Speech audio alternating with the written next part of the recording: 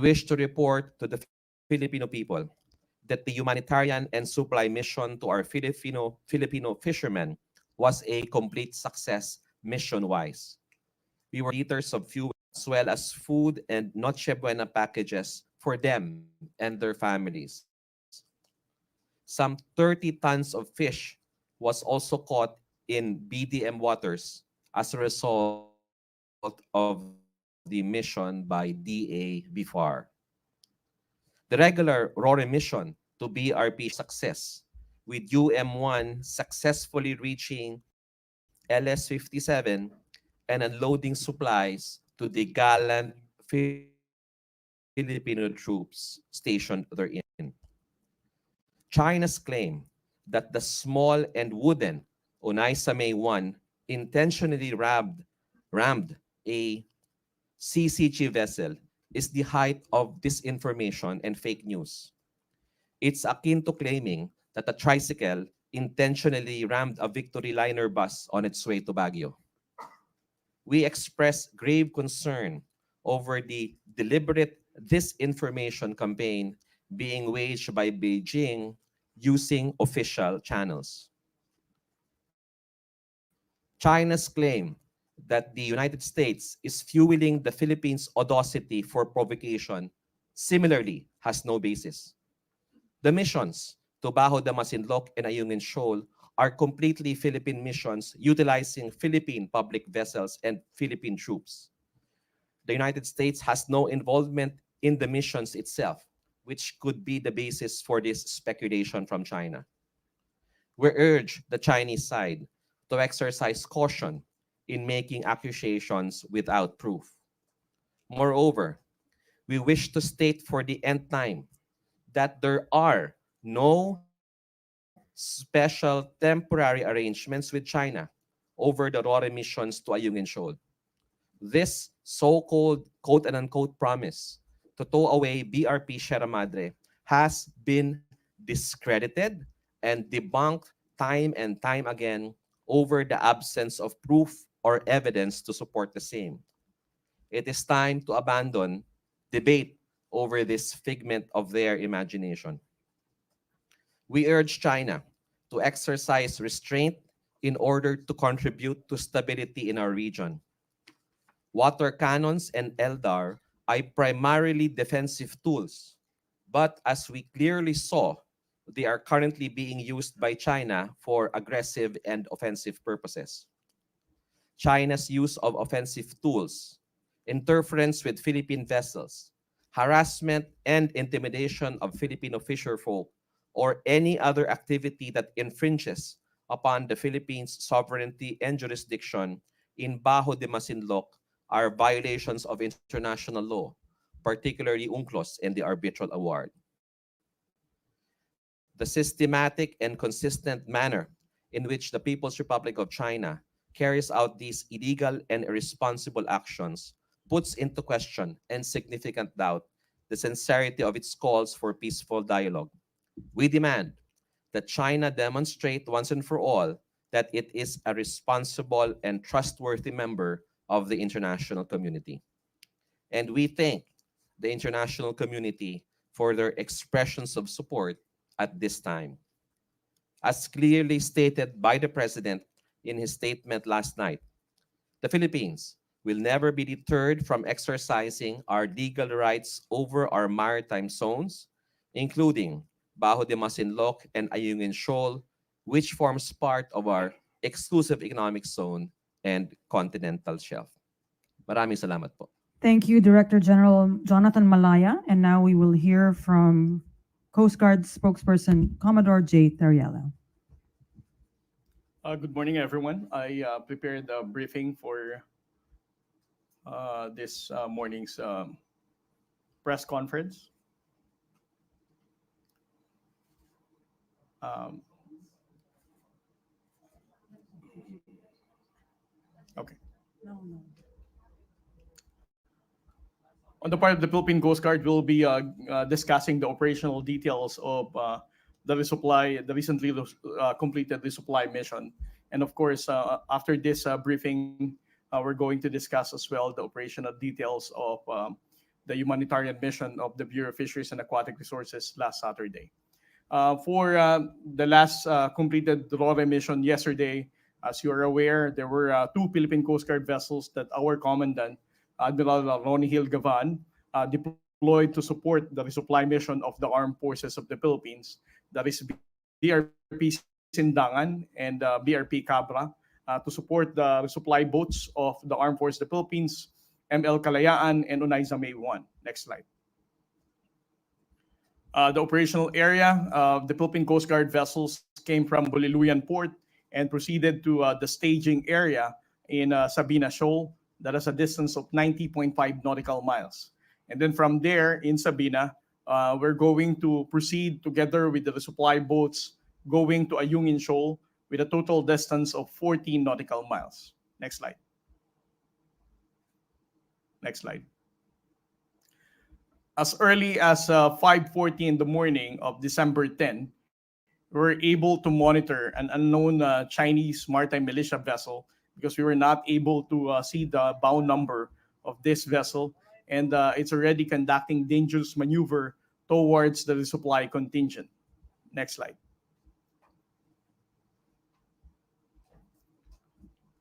Around 5:50 in the morning, China Coast Guard vessel 5204 already started using its water cannon against ML Kalayaan, um, more than 3 times with about 5 minutes interval. As you can see on the video, and during this time, around 5:50, there are already 4 Chinese Coast Guard vessels that are shadowing the entire supply contingent. Next slide. Around 5:58, you can see the Chinese maritime militia, not just the Chinese Coast Guard, actively participating in blocking the Philippine Coast Guard vessel in support of this China Coast Guard, so that the MRB 4409 will also be separated from the resupply boats that she is escorting. Next slide.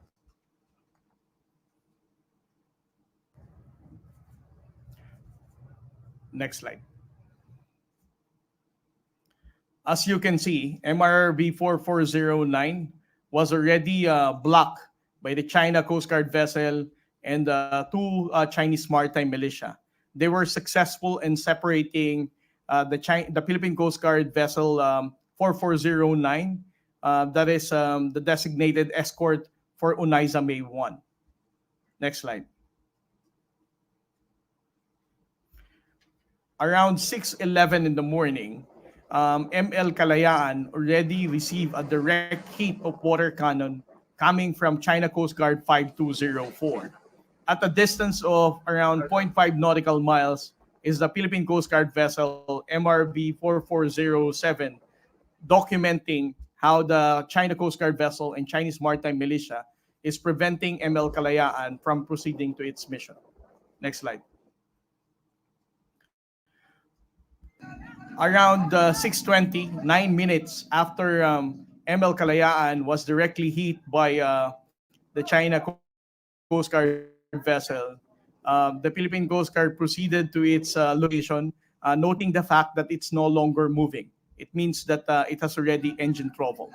It, this is the reason why ML Kalayaan, from this moment on until the completion of the resupply mission, it was already securely moored together with the MRB 4407. In short, it no longer has the capability to proceed to its mission.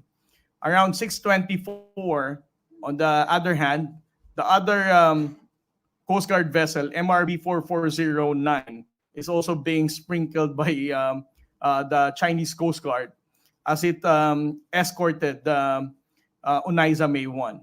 Uh, Probably you are wondering with the videos that were tweeted by Ray Powell, wherein Unaiza May 1 was also separated from its Coast Guard escort. It's because of this. MRB 4409 was also corralled at this particular time, also almost the same time that Unaiza May 1 had a near collision with the Chinese Coast Guard and also being water cannon. Next slide.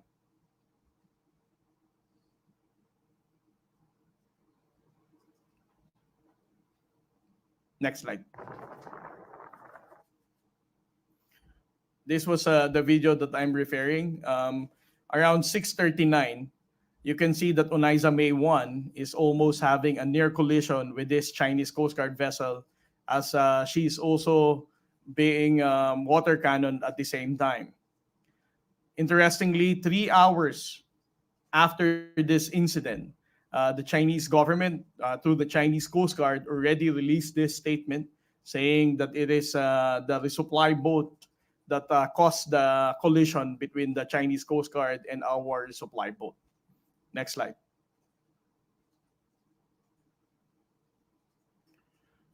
That's why around 7:04, it was already decided by the Armed Forces of the Philippines that ML Kalayaan will no longer proceed in completing its resupply mission. It was already decided that it will be towed back by MRB 4407 to return to Palawan. Next slide.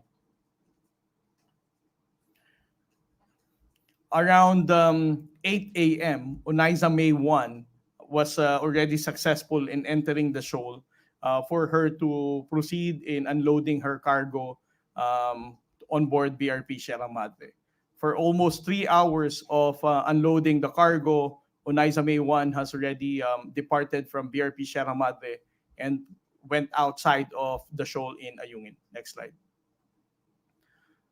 However, while the Philippine Coast Guard vessel MRB 4409, the designated escort for Onaiza May 1, was waiting for Onaiza May 1 to complete her unloading of cargo, the Philippine Coast Guard is experiencing this dangerous maneuver from China Coast Guard vessel and the Chinese Maritime Militia.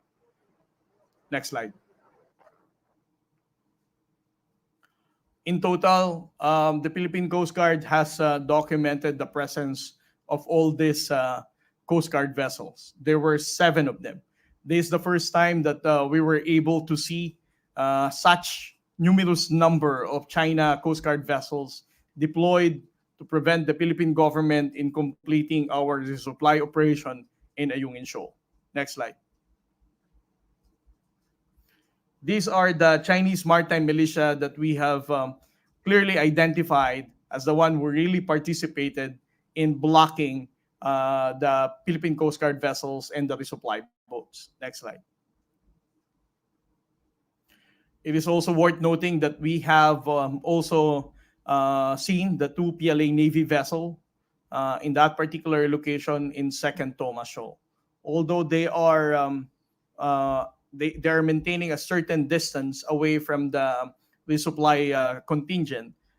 But it's important for us to note that the PLA Navy has also deployed these 2 vessels.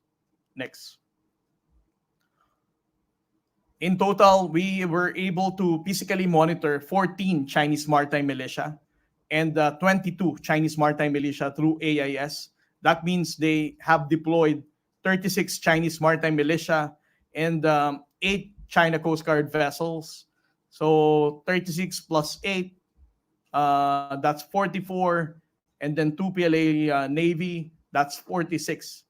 This is the largest number of maritime forces that we have documented so far in the previous months. Next slide. These are the list of radio challenges that we conducted on the part of BRP Sendangan. We had 27 challenging the China Coast Guard vessel and Chinese Maritime Militia. It received also 15 from China Coast Guard. On the part of BRP Cabra, they challenged this Chinese Maritime forces for 74 times. They were only challenged 8 times. At least this time, we're now compliant with the guidance of the Department of Foreign Affairs for us to constantly and persistently challenge the presence of these maritime forces from China. As you can see, we have more number of times that we challenge the presence of China Coast Guard more than they have challenged us.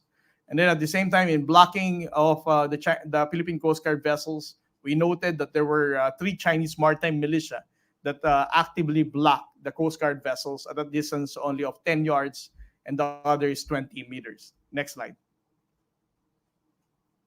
For the dangerous maneuvers, we have identified at least 5 instances that the dangerous maneuvers were conducted against the Philippine Coast Guard vessels.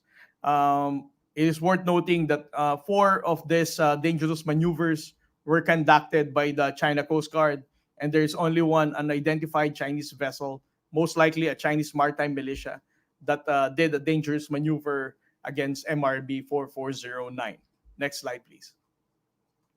For the water cannon incident, we reported that there were 4 instances that the water cannon, our uh, um, our government vessels for the BRP Cabra, BRP Sendangan, UM1, and ML Kalayaan. However, it's worth noting that for ML Kalayaan, they used their water cannon 3 times at an approximate interval of 5 minutes each. And this was also a direct hit that damaged the ML Kalayaan. Next slide. That ends my briefing for the operational details of the resupply mission.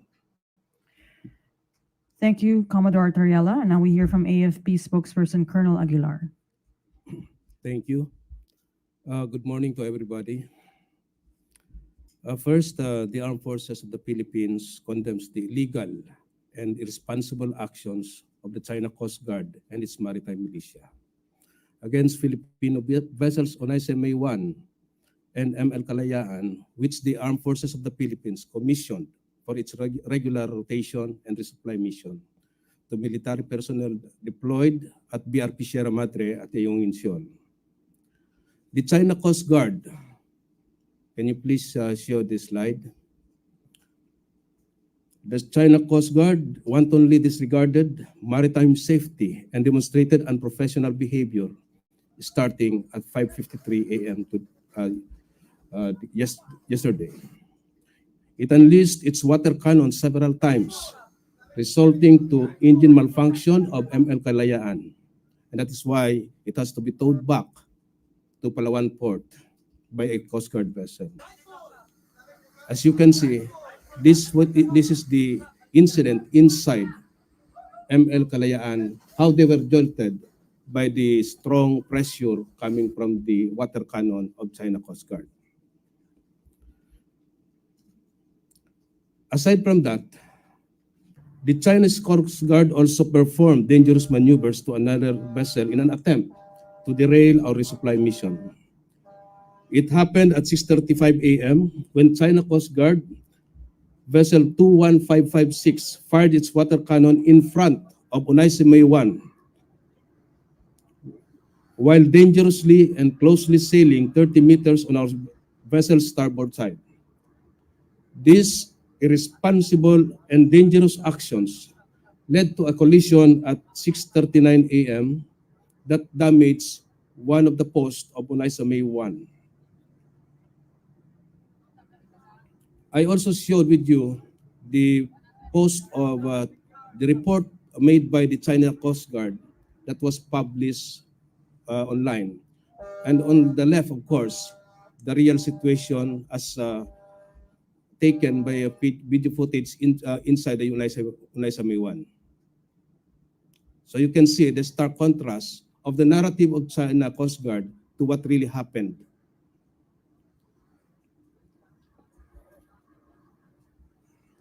Next slide, please. Also, another video before the collision took place. As you can see, the water cannon is directly hitting Unaisame 1.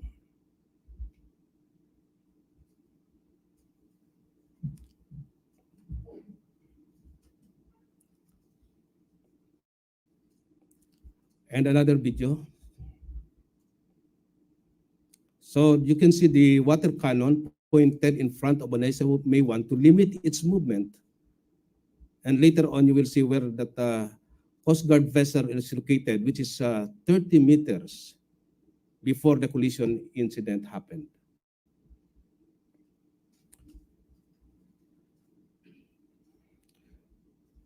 We hold China Coast Guard responsible for the damages our vessels incurred. Let the world know that on the occasion of the 75th anniversary of the Universal Declaration of Human Rights, the China Coast Guard committed transgressions that endangered human lives. China Coast Guard and its maritime militia have no right to interfere in our routine and legitimate operations. Ayungin Shoal is within our exclusive economic zone, and their presence and actions are undermining the peace and stability in the West Philippine Sea. Thank you. Thank you, Colonel Aguilar. Now we'll hear from DFA spokesperson Maria Teresita Daza. And good morning to all of you. The Department of Foreign Affairs is committed to pursue its mandate of protecting and upholding the Philippine legal maritime entitlements in the West Philippine Sea and is utilizing all forms of diplomatic actions available. We note that this is the fourth time this year, with the two incidents happening just over the weekend, that water cannons have been used against Philippine vessels. More alarmingly, this is the third incident where dangerous maneuvers by Chinese vessels have resulted in a collision since the 22 October Aurora mission. Our Philippine embassy in Beijing have made a démarche to the Chinese Ministry of Foreign Affairs yesterday. The démarche included in the agenda the incidents in the Bajo de Masinloc last Saturday and in the Ayungin Shoal yesterday. The Department of Foreign Affairs has also lodged a protest to the maritime communication mechanism yesterday while the Aurora mission was underway. The Chinese ambassador has also been summoned. Bajo de Masinloc is an integral part of Philippine territory and over which the Philippines has sovereignty and jurisdiction.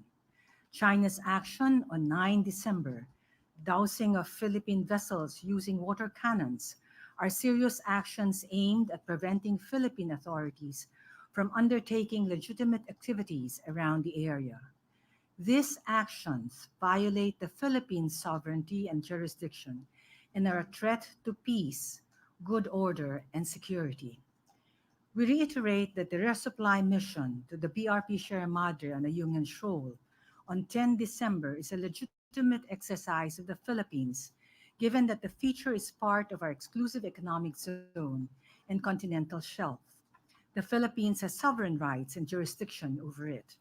As a low tide elevation, Ayungin Shoal can neither be subject of a sovereignty claim nor is it capable of appropriation under international law.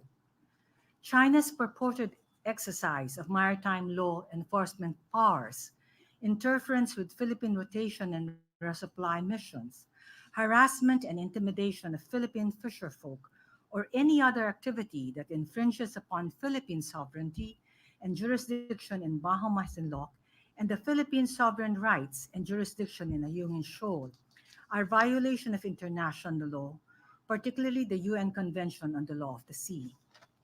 The Department of Foreign Affairs will not tire of conveying this position on Bajo de Masinloc and Ayungin Shoal to the Chinese side, inspired by our steadfast uniformed personnel on the BRP Sierra Madre and the services that are committed to their support and sustenance. Philippine activities in both features are legitimate and undertaken pursuant to UNCLOS, the Constitution of the Oceans. Our policies remain anchored on the 2016 Arbitral Award and our commitment as a state party to UNCLOS. It is regrettable that yesterday, the 10th of December, is also the 41st anniversary of UNCLOS, and the day was commemorated with such violation of the convention. Once again, we thank the international community for their continued expression of support to the Philippines and the defense of rules-based international order. We will continue to call on China to be a responsible member of the international community and abide by its commitments, desist from undertaking actions that violate Philippine sovereignty, sovereign rights, and jurisdiction in the West Philippine Sea, and undermine the mutual trust and confidence that should underpin bilateral relation. End of statement. Thank you. Thank you, Assistant Secretary Teresita Daza. Now we open the floor to questions from the media. We start with Tristan Nodalo of CNN. Microphone, please. Joyce, thank you. Hi, good morning po, Ambassador Tess. Just to be clear po, yung Philippines nag-file na ng diplomatic protest over this incidents po through the demarche and the maritime mechanism. Yes, thank you, Christian, for your question. Yes, we use the maritime communication mechanism, and it was used yesterday at 12 o'clock noon.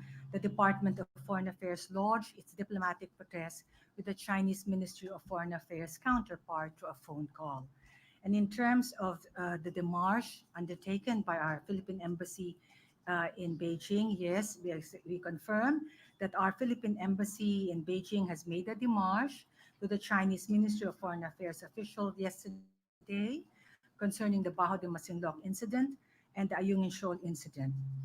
As I also mentioned, we're also summoning the ambassador from the Chinese Embassy in Manila later this afternoon to protest the incident. So there were 3 actions that were undertaken. Just one follow-up lang po, ma'am. So yung kay Ambassador Wang po, kasi there are also calls from lawmakers to recall the ambassador or declare him as persona non grata. Is this something that the DFA po ay pwede bang gawin yun, or it's the call of China to recall their ambassador? When an ambassador assumes he is accepted and by the accrediting host government, if you do something or say something that is unwelcome, then you can be subject to what they call persona non grata.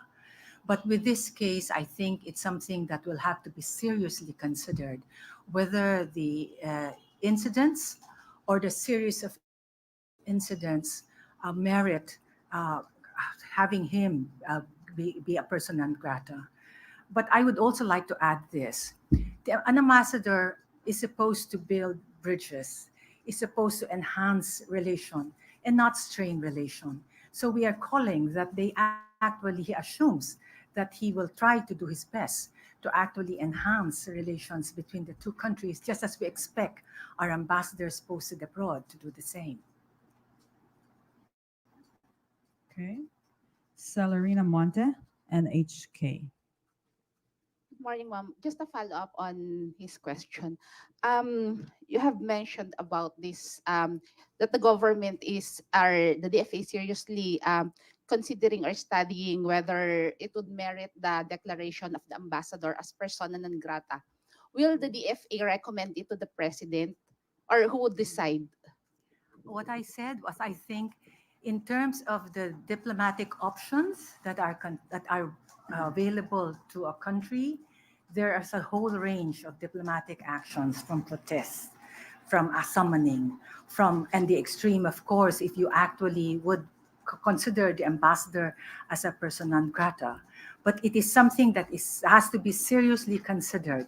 I did not say that we're considering it. I said that it's something that will have to be seriously considered, whether it merits to have an ambassador be considered a PNG.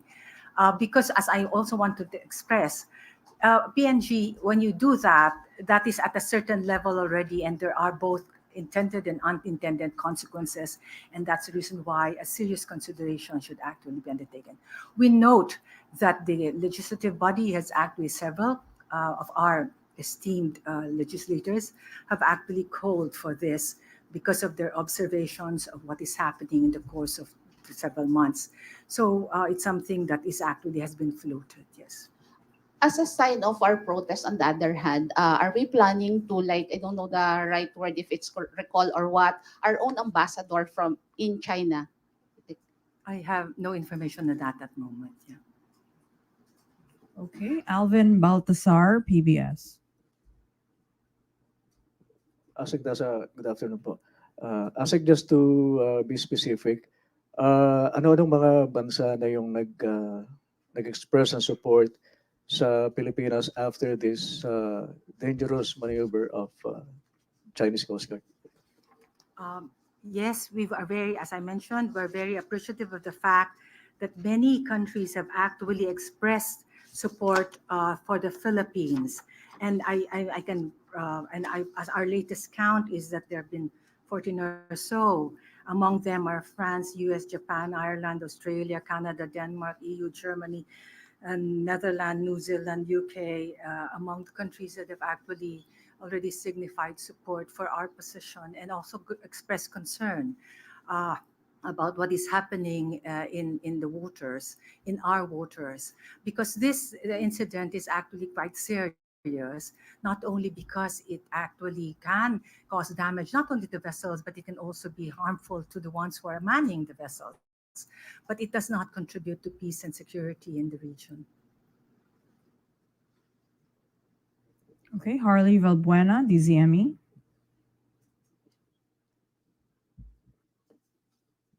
Hello, good morning, sirs and ma'ams. These things just keeps on happening and happening almost every time we do RORE missions. So don't you think that it is the proper time to do a more intensified action against China? Because I think this will keep on happening kapag nga nagkaroon po ulit tayo ng RORE missions kung wala po tayong gagawin. Can I just say, I know this has actually been raised, but I'd like to underscore the importance of protests because coming from the FA, it's important for us to stress this. A protest has both diplomatic and legal function. First, they express a state's official position on a certain issue, allows us to assert our rights, and also prevents acquiescence to positions or rights asserted by other states. So in the West Philippine Sea, a protest issued by the department is actually very important. At the same time, they are official positions, and that's the reason why, and I like to explain this. Sometimes some of you would be impatient. How come the FA has not responded?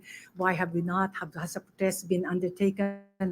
This takes a little bit of time, and a little bit we have to wait and assess, and before a decision whether to protest or not is undertaken.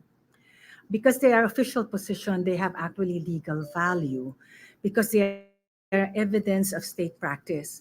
China is underscoring its position based on customary practice. If you agree to that and you don't say anything, then you're saying that yes, they're on the right. But we're saying no, they're not on the right. Not only are we supported by UNCLOS, more important, this has been reaffirmed by the arbitral award. So it has a legal value as evidence of state practice. A protest serves as a formal record of the incident, and this may be used by the Philippines for any legal action that it may choose to undertake in the future. As to other actions that will be undertaken, I think I leave that to the other gentleman to actually respond. Thank you. Question lang po kay Commodore Tarriela and also to Colonel Aguilar. Sir, tanong ko lang, meron ba tayong available vessels that have the capacity to do a water cannon? Yes, all of our Coast Guard vessels have water cannon. But let me stress the fact, no, that for the Philippine Coast Guard, we believe that the water cannons that are placed on our vessels are intended for us to carry out our duty in combating fire at sea. No, this is not something that we consider as an offensive weapon to damage any other vessel. We don't. We believe that if we're going to be consistent with that kind of behavior as a Coast Guard organization, we don't need to go down to the level of the Chinese Coast Guard using their water cannon to use it as an offensive weapon and damaging the other vessels. Again, the Coast Guard organizations here in the region has something to do with maritime safety. And with what the China Coast Guard is doing, obviously it doesn't conform with the regional standard of promoting safety. So sir, every time the Chinese vessels blast us with their water cannons, we cannot do a counter water cannon on them. Again, we choose to maintain our moral high ground. If they're going to choose to do that kind of barbaric attack to prevent the Philippine Coast Guard or the Armed Forces of the Philippines in completing our resupply operation, then let them be so. But for the Philippine Coast Guard, using a water cannon to respond to such attack is something that we're not going to do. Secondly, we abide with the guidance of the president that we don't have to do anything stupid to escalate the tension. Just to add, Alexis Romero, Philippine Star. yeah, just to add. I'm sorry, go ahead. Yeah. Just to add to the answers, no. The National Task Force West Philippine Sea has prepared a new national strategy on the West Philippine Sea, and we have made some adjustments given the recent developments, and we hope to be able to present this to the president very soon. So, if the question is, will there be adjustments in our movements? Yes, as soon as the president approves the national strategy, because the president himself is concerned. In his recent statement yesterday, he has expressed his deep concern and his commitment to these missions that we are undertaking. So, in consonance with his policy direction, the national strategy has been prepared for the MTFWPS for his appreciation. Go ahead, Alexis. To ASEC DASA, if I remember correctly, President Marcos and President Xi agreed to lower the temperature in the West Philippine Sea during their latest meeting in the US. Whatever happened to that commitment? We're asking the same thing. Because there is a dissonance between what is being said and promised between what's happening in the waters. And that's the reason why we're calling on China to be a responsible member of the international community. And it is a signatory to UNCLOS, to abide by UNCLOS. And for us, also the Arbitral Tribunal Award. Second question, ASEC. Whatever happened to the plan to set up a hotline, communication hotline, to prevent similar incidents? Because apparently, despite the agreement to set up such a mechanism, these kinds of incidents persist. Alexis, there is already a communication mechanism, but we call it a communication mechanism. China wants to call it a hotline. As I mentioned earlier, it has been used for this one. That was what was used to actually present our protests against what was happening during the weekend. So the hotline is actually operational at the level of respective offices in the Ministry and the Department of Foreign Affairs. But ASEC, that's for the protest. But if I remember correctly, the hotline or communication mechanism was supposed to be an effort or an attempt to prevent such incidents. So is it really working? There are different mechanisms already in place to actually discuss and manage these relations, no? And both in bilateral and even in terms of the regional measures. But hotline will only work if both are actually sincere in actually making sure that they answer, and then they actually don't just actually speak and present their narratives, but figure out how they will actually seriously manage it. So far, we've actually been using the hotline. We've used it, as I mentioned, with this one. Although I would like to say on the side that it took a little bit of time before they actually responded. And when they did respond, it was another number that they actually used. So it's something that is something that will have to be worked out. So yeah, but hotline is just one. You have to actually look at other and exhaust the other mechanisms to see how things. But there has to be sincerity in terms of making sure that you'd like to really manage it and make sure that you actually see how you can avoid conflicts. And yeah. Thank you, ASEC. Okay. Eden Santos. Aside po from documenting the harassment and the maneuverings, is there any actions or measures ng AFP and PCG para po seryosohin tayo ng CCG at itigil po nila yung kanilang ginagawa? And ano po ba yung mas particular na detalye yung national strategy na binabanggit po ni ASEC Malaya? Mag-iiba ba tayo ng ruta na tipong hindi tayo dadaan kung nasaan yung mga Chinese vessels? Thank you. We will not disclose operational matters. As what our spokesperson from the NTFWPS, there are changes, there will be adjustment in the strategy. So we'll just follow. Okay. Ivan Mayrina, GMA 7. Addressing this question to ADG Malaya and Colonel Aguilar, uh, would you consider it a next level aggression and provocation that the China Coast Guard blasted a vessel with water cannon where the chief of staff of the armed forces was actually on board and he personally witnessed it? Wouldn't that be considered an act of war, or maybe um, I don't know, paano ho tinitingnan ito ng armed forces?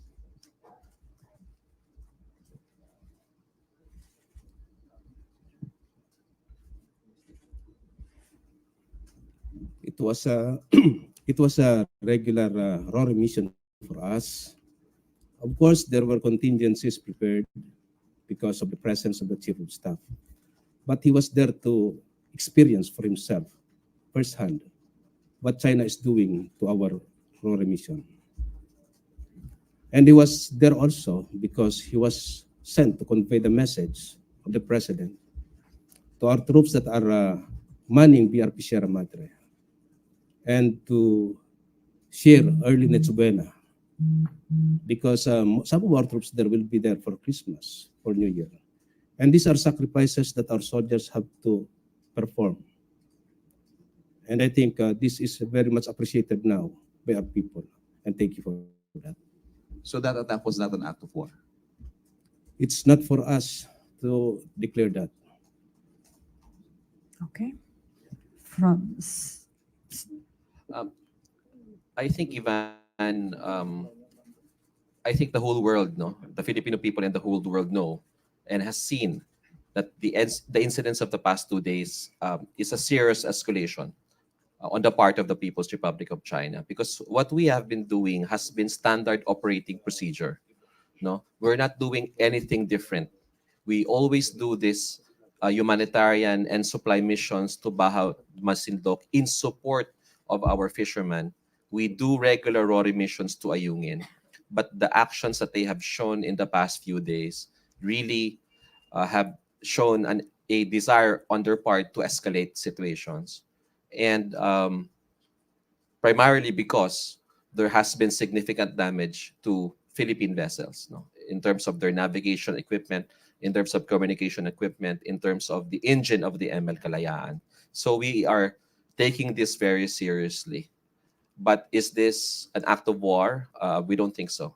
No, this is just part of the cat and mouse game that China seems to be utilizing to further its own interest.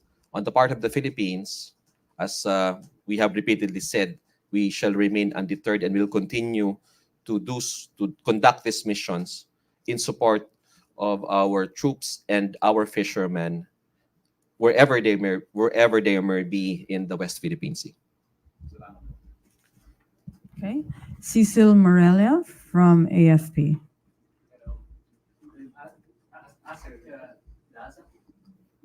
What time is Ambassador Wang being summoned so that we can document it? I'm not at liberty to say, but I can say that it's in the afternoon. To Assistant Secretary Malaya, is the adjustments that you will propose to the president in reference to the resupply RORE missions.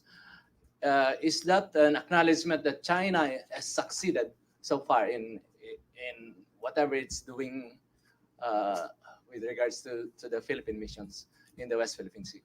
Not necessarily. As I stated in my opening statement, we have in fact been successful in undertaking our missions, mission-wise. We were able to deliver the food, the fuel to our fishermen, which has resulted in significant catch for them. So, and we were also partially successful in the RORE missions because the chief of staff, as mentioned, was present and was able to experience it and was able to talk directly to our troops in BRP Sierra Madre. So if you look at it in that angle, China has not been successful in impeding or obstructing, because if you look at their statements coming from the Chinese Foreign Ministry, their statements say that they were able to regulate the movements of Philippine vessels. No, they were not. They attempted to impede, they attempted to obstruct, but our vessels were skillful enough to be able to proceed and conduct the missions despite the provocative and dangerous actions undertaken. Now, on the part of the disinformation campaign, they are also on the losing side because we have shown to the world that the narrative coming from China is not true and is part of disinformation and fake news.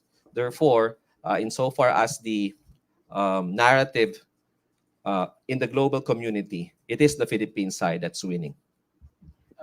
Theoretically, the Chinese Coast Guard and their maritime militia vessels have the capacity to block entirely the lagoon towards the entrance of BRP Sierra Madre. What will be our option if and when that happens? It will happen. They will park the bus, so to speak. Again, we cannot disclose operational matters.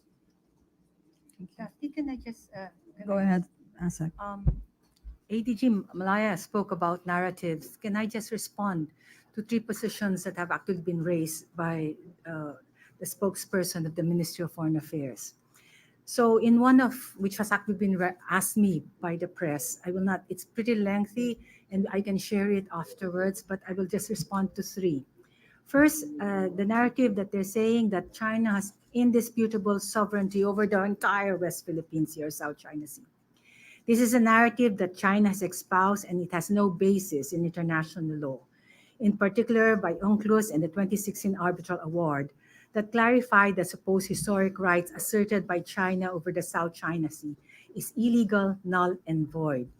In response to having lost the argument in the tribunal, China has sought to nullify the award, which was validity handed down by the properly constituted arbitral tribunal. UNCLOS is a robust and comprehensive framework on maritime zones of coastal states and the rights and entitlements of coastal states. When China was exercising rights in passing through the South China Sea in olden times, it was via exercising their freedom of navigation and not because they owned the entire South China Sea. Its historical navigation of the South China Sea cannot be used as a basis of ownership of the same, as certainly the South China Sea now or in history was plied by many peoples and cultures. That's narrative one. The second, they're saying that the Arbitral Tribunal Award and the South China Sea arbitration violated the principle of state consent. UNCLOS has considered the possibility of one party choosing to not participate in proceedings.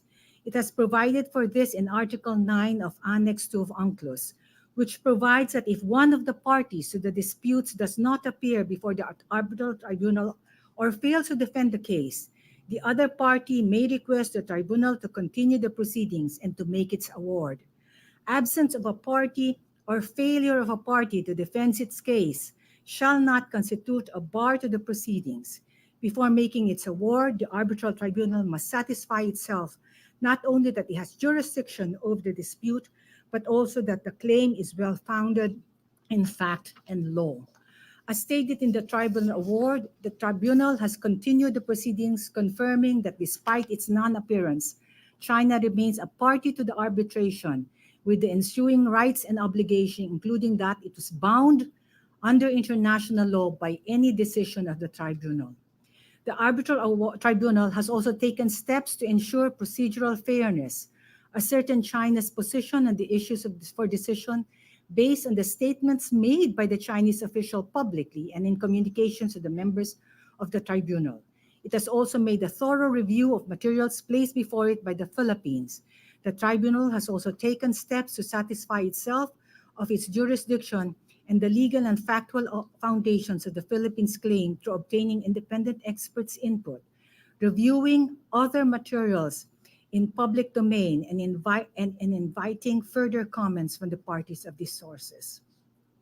The next is I want to last, although that is not the many narratives, its construction and deployment of necessary defense facilities in many of the reclaimed features are actually legitimate, lawful, and beyond reproach. These activities would be legitimate if the waters being referred to by China are within their EEZ. In the South China Sea and in the West Philippine Sea in particular, China's unilateral claim of sovereignty over the entire South China Sea based on alleged historic rights is illegal, null, and void. Under UNCLOS, construction of artificial islands, conduct of maritime scientific research, and exercise of maritime law enforcement powers over the appropriate maritime entitlements are within the exclusive right of the coastal state. China should follow UNCLOS, to which it is a state party, and not reinterpret and distort the treaty in order to unilaterally impose its will to the rest of the Southeast Asian nation. That's just three. There are more narratives, but we can actually go through that in another session. Okay, thank you, ASEC Daza. Before we end this briefing, we have a question for BFAR. Please That's make a actually statement. a Yeah. question. But on the part of the BFAR, after all those things have been said, if there is another voice that we should all hear, is the voice of the Filipino fisher folk. So the Bureau of Fisheries and Aquatic Resources, representing the interest and welfare of the Filipino fisher folk, call on the Chinese government to stop these aggressive activities and refrain from intimidating and harassing our Filipino fisher folk who are just lawfully and peacefully fishing in Bajo de Masinloc, knowing that it is part of our national territory. At any rate, the DBFAR, despite these challenges, will not be deterred to continue implement projects that would support our Filipino fisherfolk. In fact, the recent mission in Bajo de Masinloc is actually part of implementing the Layag WPS project of the Bureau of Fisheries and Aquatic Resources, and that is the livelihood activities to enhance fisheries yields and economic gains from the West Philippine Sea. So we aim with this project to equip Filipino fisher folk with fishing gears and technology to boost their productivity in the resource-rich WPS. Encourage sustainable fisheries management anchored on applicable laws, codes, authorizations, or rules. We will continue to collaborate with concerned government agencies and units to ensure the seamless delivery of livelihood services to the West Philippine Sea fisher folk. And we commit to sustainably increase our fisheries production to help in the administration campaign in attaining food security. Thank you. Thank you, BFAR spokesperson Briguera. Before we end, we would like to hear from Director General Malaya to close this press conference. The position of the Philippines is very clear. There are still a lot of questions. This is a developing story, but we would like to end the press conference with a few words from Director General Malaya. Thank you, Daphne. Maybe I'll end the press conference by sharing a good news. Good news on the part of Atin Ito, the Christmas caravan that was civilian-led. No, civilian-led, not we are just supporting the caravan. They reported to us that one of their supply boats, ML Chawi, was able to reach Lawak Island at 5 o'clock this morning, and that the donations, that were intended for our troops in BRP Sharamada and many parts of the West Philippine Sea have been turned over to our troops there, and the rest of the donations are going to be transferred to the Philippine Coast Guard and the Armed Forces of the Philippines, Westcom, for their distribution to our troops in the West Philippine Sea. So the commitment of the National Task Force West Philippine Sea to the welfare and the welfare of our gallant troops in the West Philippine Sea is there, and we will continue. We salute them. No? We salute them and commend them for their gallantry, commitment, and dedication to service. Thank you very much. Thank you so much. And on that note, this ends our press briefing. Thank you, Malacanang Press Corps, and our foreign media as well. And thank you to our panel. Magandang hapon at mabuhay ang Pilipinas.